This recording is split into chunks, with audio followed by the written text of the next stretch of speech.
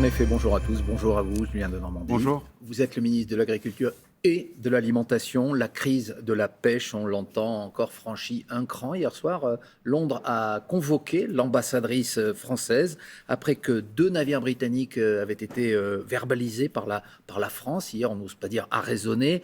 Tout cela pour défendre le droit des pêcheurs français à aller pêcher sur les eaux britanniques autour de Jersey. Est-ce que les Anglais ne comprennent que le langage de la force, comme a dit votre collègue des Affaires européennes, Clément Beaune? En tout cas, ce qui est sûr, c'est qu'il faut être ferme. Il faut d'abord être ferme pour nos pêcheurs. Il faut être aussi ferme parce que les Britanniques se sont engagés à donner ces licences de pêche, ont signé un accord pour octroyer ces licences de pêche.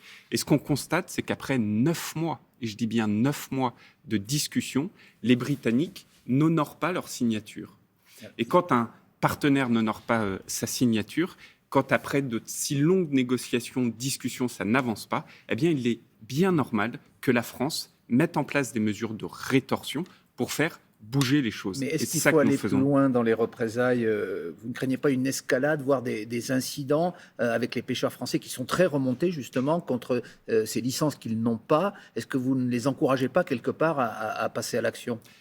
Bien au contraire, je pense que les pêcheurs voient que le gouvernement français est à leur côté et que le gouvernement français ose mettre en place des mesures de rétorsion pour faire valoir nos droits, pour faire en sorte que les Britanniques honorent leur engagement. C'est quand même bien normal. Mais ils disent qu'ils les honorent. Aujourd'hui, 98% des licences ont été accordées, disait Boris Johnson. C'est à l'échelle européenne, et comme par hasard, celles qui ne sont pas accordées sont en grande partie, voire quasiment exclusivement, les licences françaises.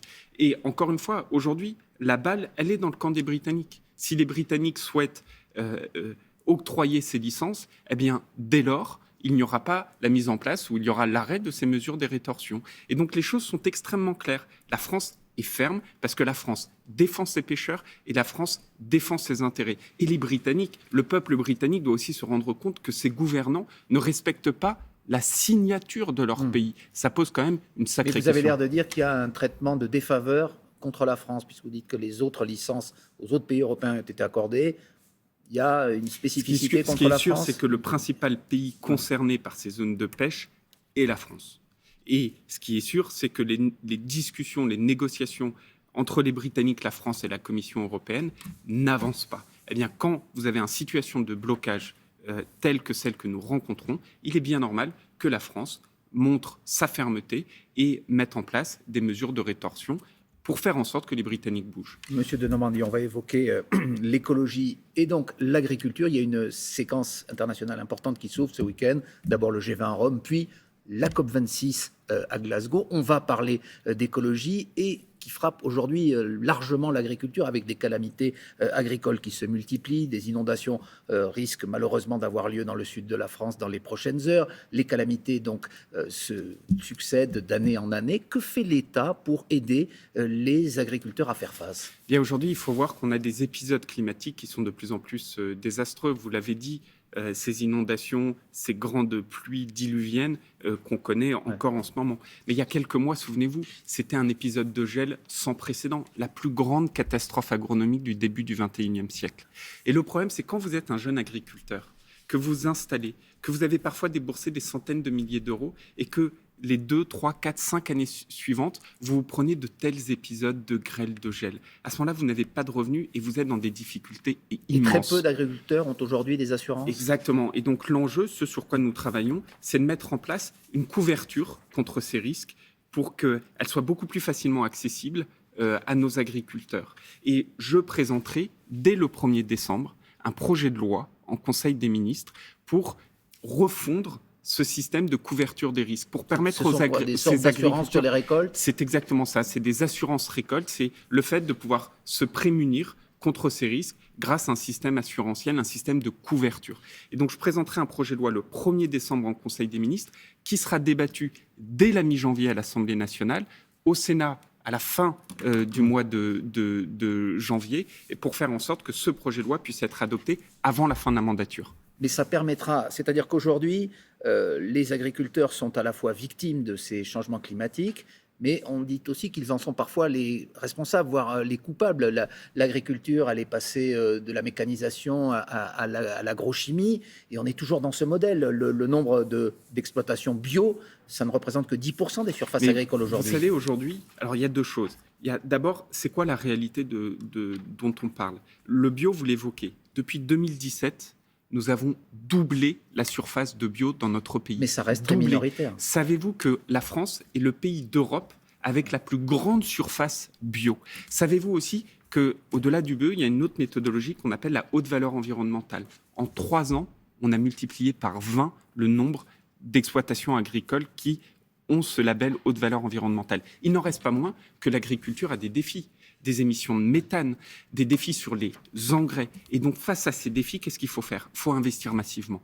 Et c'est ce qu'on fait avec France 2030. On met 2 milliards d'euros, 2 milliards, pour investir massivement sur quelles sont les solutions pour réduire les émissions, notamment dans le domaine agricole. Parce que l'agriculture peut aider aussi à faire baisser la pollution par le CO2 ? Moi, j'en suis convaincu. L'agriculture, c'est une source de solutions.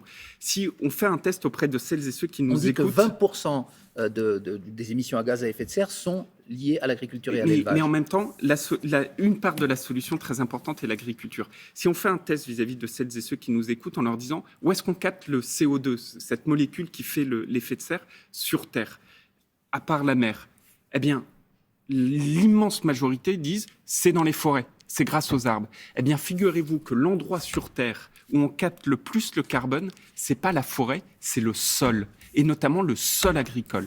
Et donc, face à ça, il y a des pratiques culturelles qui permettent d'accroître le nombre... Par exemple, on dit que le labour des terres permet au contraire d'appauvrir les sols et de ne pas capter ce CO2. C'est exactement ça. Face à ça, il y a un autre type de culture qui s'appelle l'agriculture de conservation.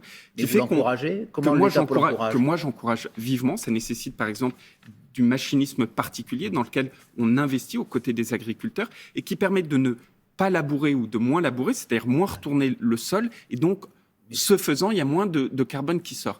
Mais figurez-vous... C'est une révolution culturelle, si j'ose dire. Qui est déjà en cours. La réalité, c'est que c'est déjà en cours. Aujourd'hui, les jeunes agriculteurs, par exemple, sont pleinement mobilisés dans cette lutte pour la captation de carbone. Et je crois que ce qui est très important à dire, c'est que l'agriculture, qui est souvent pointée du doigt, sur le changement climatique, c'est une part de la solution. Et donc moi, dès mercredi prochain, je participerai à cette COP, cet événement très important, pour une initiative qui s'appelle l'initiative 4 pour 1000, où, avec l'ensemble des pays à l'international, on dit comment on favorise la captation de CO2 dans le sol. Julien de Normandie, une question d'actualité. L'association L214 a dénoncé à nouveau des pratiques dans un abattoir de Saône-et-Loire qui appartient à la marque Bigard. Vous, au ministère de l'Agriculture, vous avez diligenté une enquête qui devait commencer dès hier. Est-ce que vous en avez déjà les conclusions ? Non, je n'en ai pas encore les conclusions, mais je le redis. J'ai diligenté une enquête et au regard des conclusions de cette enquête, je prendrai les mesures nécessaires. C'est-à-dire les mesures au regard de l'enquête, des mesures, des sanctions en fonction de l'existence ou non de non-conformité. Et pourquoi je ferai ça ? Et pourquoi je serai toujours très ferme sur ces sujets ? Parce que je ne veux en aucun cas jeter l'opprobre sur toute une profession ou sur nos services vétérinaires. Songez que depuis que je suis ministre en juillet 2020, c'est 7 abattoirs dont j'ai suspendu l'activité grâce au travail de ces services vétérinaires. Et songez aussi que ces 7 abattoirs, c'est sur à peu près 1000 abattoirs. Alors qu'il y a des contrôles en continu. Et ça, je voudrais vraiment toujours le redire, il faut toujours sanctionner quand il y a des comportements qui ne sont pas acceptables, précisément pour ne jamais jeter l'opprobre sur le reste de la profession et nos services vétérinaires. De Normandie, vous êtes le ministre de l'Agriculture, mais tout le monde le sait, vous êtes aussi un proche, un des membres du premier cercle d'Emmanuel Macron, un de ceux qui l'ont conduit à la victoire en 2017.